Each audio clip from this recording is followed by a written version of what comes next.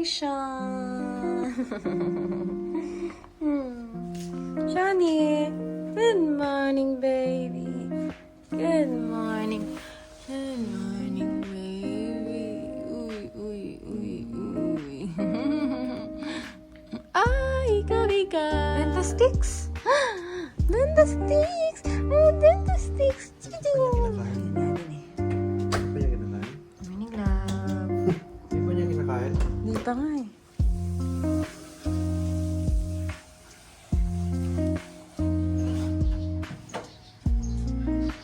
Uy, siya.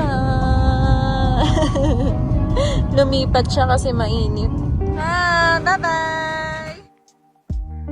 Ngayon, nandito ako sa Macdo. Kakatapos ko lang mamalengke. Mamalengke na ako. Tapos nag-memorianda lang ako. Hihintay ko na sila. Papunta na sila ni Shani.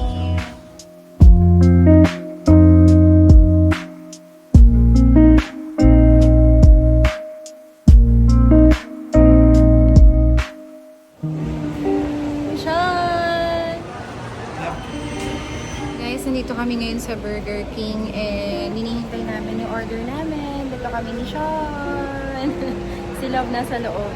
Tapos na ako mag-work at saka mamalengke. Tapos uuwi na tayo after natin bumili ng late lunch. So, ayun. Sean! Sean! Sean, look at ate. Sean! Guys, dito na kami sa sasakyan. Papagas lang kami tapos uuwi na kami. Bumili na kami ng Burger King. Late lunch namin yan, as said. Shani! Nahilo ka na kakabiyahe. Tayo ng arirang, guys. Bibili tayo ng meat. Kahit na nag-samji kami kahapon. May post cravings.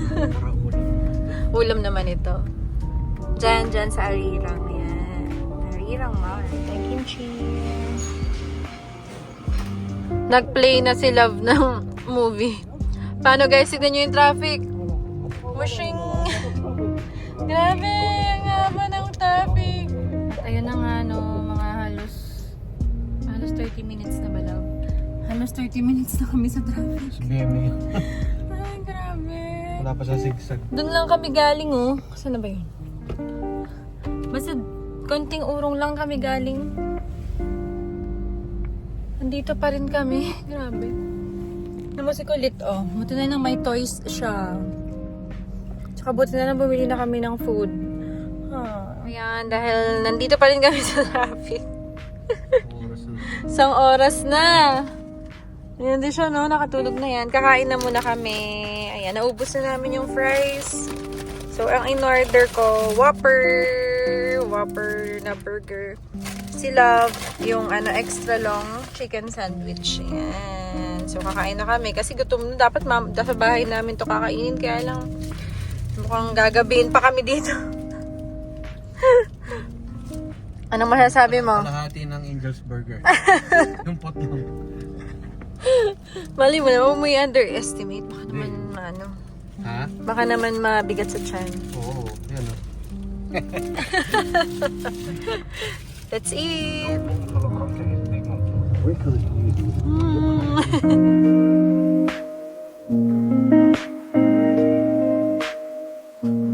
Sean! Shani, we're home! Shani, we're home!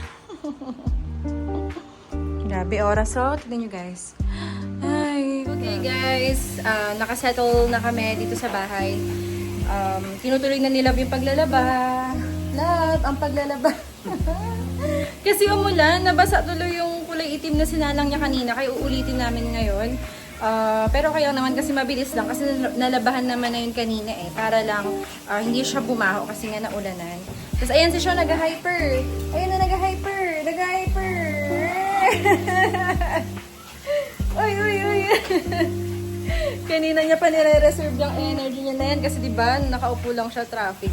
Tapos guys, our weekly routine. Ayusin na naman natin ang ating mga pinamili. Haggard na ako. Grabe. Hindi na naman ako presentable sa vlog. Anyway, tara mag-ayos na tayo.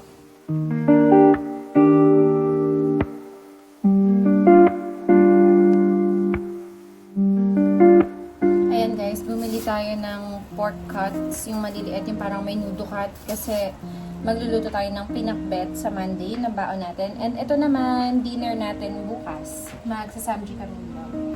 Binili namin ito sa Arirang for 180 lang yata ito.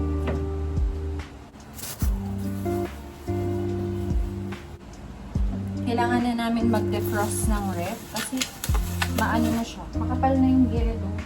Kaya lang kasi may mga laman pa siya kaya hindi natin ma-defrost eh. Minubukod-bukod ko na yung mga parts para pagka nag-defrost tayo, yun na siya. So, meron tayong ulam na fried chicken. So, ito bumili tayo ng mga drumstick.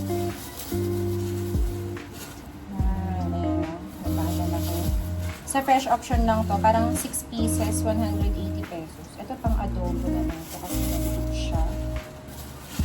Yan, yung mga malalaki yan yung gawin natin fried chicken. Ayan o, ang laki diba? Again o, ang laki. Tagalin natin itong isang maliit. Pagin natin siya sa adobo. Yan.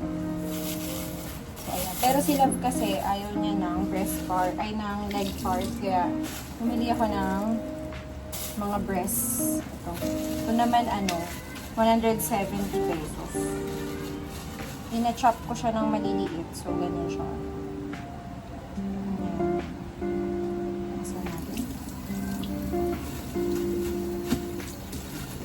Ganyan siya pang adobo at saka pang fried chicken. Siyempre yung mga maliliit din yung pang adobo.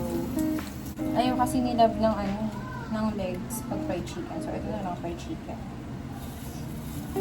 Yung malaking part ng breast. Yan. Ayan pang fried chicken natin.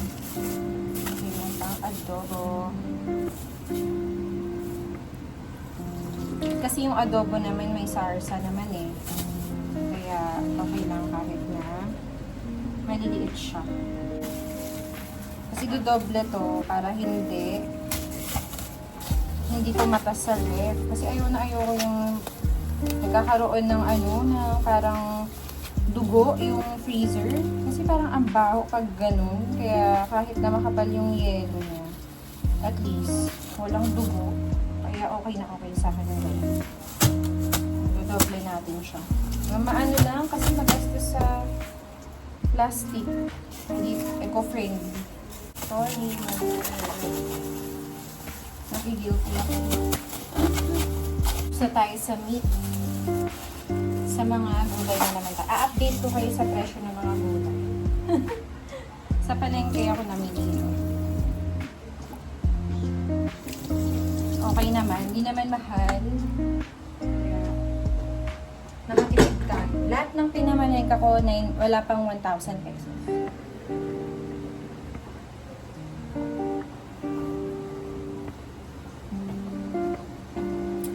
Dahil nga magpapaklet tayo,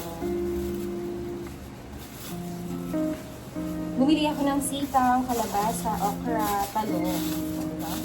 Healthy. Ito siya guys, talong. Tayong talong. 20 pesos lang tong talong na to. 5 pieces na siya. Hindi ko alam kung mura yun o mahal, pero definitely mas mura to kaysa sa mga mall.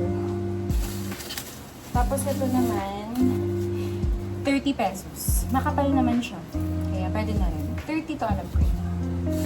Ito, 10 pesos lang to guys. O, ilan na to? 8 perasong okra. Sitaw, 20 ang sitaw. Parang laging gano'n na yata yung presyo ng sitaw ngayon. Wala nang mas mura. Yung ito, mga nililius to, basura ko. Itong kalamansi, ayoko sanang bilhin ko kasi sobrang dami, 20 pesos. Kaya lang kasi wala na eh. Ayan, 20 pesos to. Kalamansi. 20 pesos. Gusto ko sanang bilhin yung 10 lang eh. Kaya lang wala silang nakatingin ng tig sa 10.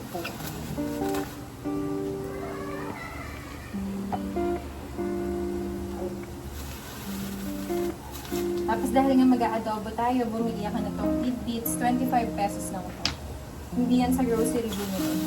Tapos bumili ako ng mga sibuyas. Dinamihan ko kasi nga mahilig ako sa sibuyas. Di ba pag nag-sandwich kami nila, o kaya nagluluto or sausawan, lagi may sibuyas. 20 pesos lang po. Ito, 4 na peraso kasi malalaki siya. Ito, 5 peraso kasi medyo maliliit. Parehas tig 20 pesos. Kasi ito yung ating mga kamatis. 10 pesos lang yung isang ganito. So, ayan. 20 pesos, dalawa na po. Tapos sa bawang naman, kasi kahit konting bawang lang malasa na. Ito, 20 pesos. Medyo mahal pa rin yung bawang. So, yun lang. Yun yung pinamili natin for today's pamamalengke. Kasi, di ba ngayon, Sunday? Ay! Nasaan yung itlog na pula? Ayun. Ito pala, di ba Saturday ngayon, guys? Sorry, hindi pala Sunday.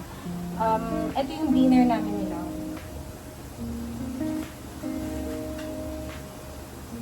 Charan! Itlog na pula at saka chicharon. So, ayan. Bumili ako ng itlog na pula at saka chicharon. Dinner namin. For our dinner. Ito yung mga leftover namin. Sayang kasi yung itatapon. Kaya, kakainin pa natin yun. Di ang dinner namin ngayon, yun nga yung chicharon, tsaka itlog na pula. Tapos tomorrow, Sunday, ang breakfast namin nila, corned beef with egg. Kasi na rin yung ila-lunch ko. Tapos ang dinner natin, yung samji. Tapos bumili tayo ng kimchi, guys. Ito, oh. 100 pesos lang to kila Arira. Yung nakita nyo kanina, di ba galing tayo doon? Ayan, 100 pesos. Kakagawa lang daw nila ito kahapon. So, yun yung dinner natin bukas. Tapos, on Monday, yan nga, magpapakbet tayo. Tuesday naman, ano ba yung pinrefer ko ng Tuesday? Fried chicken na yata yung Tuesday. Tapos Wednesday kasi walang pasok, so bahala na kung ano mabili namin na love na pagkain ng Wednesday. Then Thursday naman, mag-aadobo tayo. Tapos Friday, mag-meatloaf na naman. Yan na yung laman ng ref natin ngayon. Tignan nyo, diba sobrang kapal na ng yelo. Ito pa yung, hindi ko alam kung pwede pa to, yung ginawa nating yung, ang tawag doon, yung banana, manatamis na banana, saba, ganyan. So, ito yung kimchi, ito chicken tonisyon. Tapos ito yung mga tira-tira natin kanina. Ito yung kagabi. Hala sila! Bakit niya nilagay dito to nung naku, hindi niya alam na hindi pwede yun. Guys, hindi pwede yun Yung mag-i-store kayo ng food na nakakan, tapos i-ref nyo. Hindi yun maganda. Sabihan ko na lang siya. So, ayun kasi leftover yun na gatas. Pwede pa yun. Yeah. Si Sean. Hala, hilo na kayo. Tapos ayun may yung leftover natin. Ibe-breakfast namin bukas. Tapos may suka. So, ayan yung chicharon natin. Ayan. Tapos ito. Yan, dalagay na natin itong mga pinamili natin ingredients. Meron pa pala tayong tingnan mo yung apple, hindi pa nagagalaw. Kailangan makain na yan. Kaya minsan mahirap din mag-imbak ng prutas. Kasi pag hindi nakakain, sayang. Yung tidbits natin dyan. Tidbits. Yung photo niya parang pocket reader, yung nasa picture. Mas better pa to gawa ng konti negative side. Guys, as planned, Samji night tayo tonight. So, ayan, gagawa ako ng sauce. Kaso kulang nga ng milk Tapos, ayan, nagdeprito na. Siyempre, hindi kompleto ang ating Korean food kapag walang noodles.